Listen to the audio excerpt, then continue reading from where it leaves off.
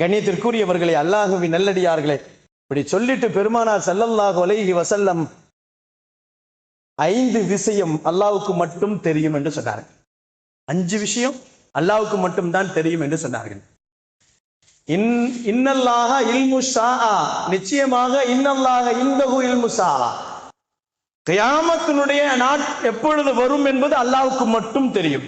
வ யுனஸ்ஸிலுல் கைஸ, எப்பொழுது மழை பெய்யும் என்பது அல்லாஹ்வுக்கு மட்டும் தெரியும்.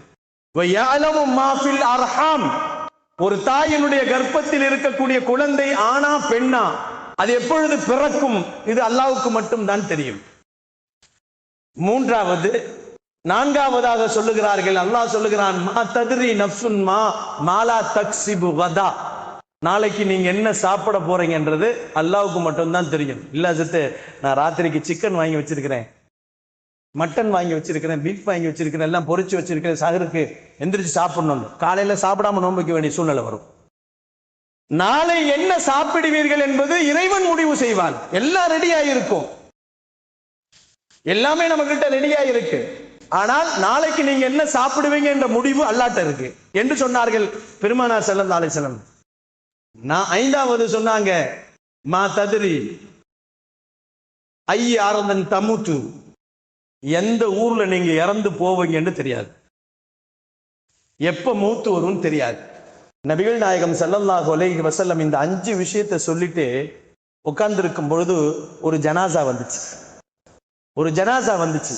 ஒரு ஜனாசா வந்த உடனே பெருமானார் ஸல்லல்லாஹு அலைஹி வஸல்லம் கேட்டாங்க, இந்த ஜனாசா இவர் யாருன்னு கேட்டாங்க. சஹாபாக்கள் சொன்னாங்க, இவர் அபிசீனியாக்கார், இவரு அபிசீனியா நாட்டில இருந்து மதீனாவுக்கு வந்திருக்கிறார், அவர் அங்கதான் பிறந்தாரு, ஆனால் பொழைக்கிறதுக்காண்டி இங்க வந்தார்.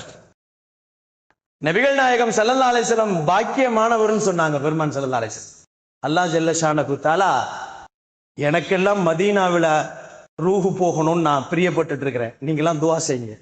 கண்ணியத்திற்குரியவர்களே, மதீனாவில மவுத்து கிடைச்சிச்சுன்னு சொன்னா கேள்வி கணக்கே இல்லை.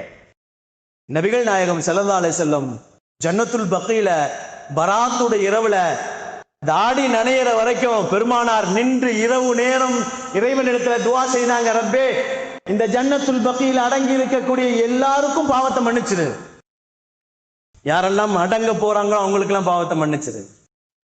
பெருமானாருடைய துஆ, பெருமான் ஸல்லல்லாஹு அலைஹி வஸல்லம் கேட்ட மிகப்பெரிய பாக்கியம் கிடைக்க வேண்டும் அல்லவா. நிறைய இறைநேசர்கள் எல்லாம் மதீனாவுல மௌத்தானும் பிரியப்பட்டாங்க.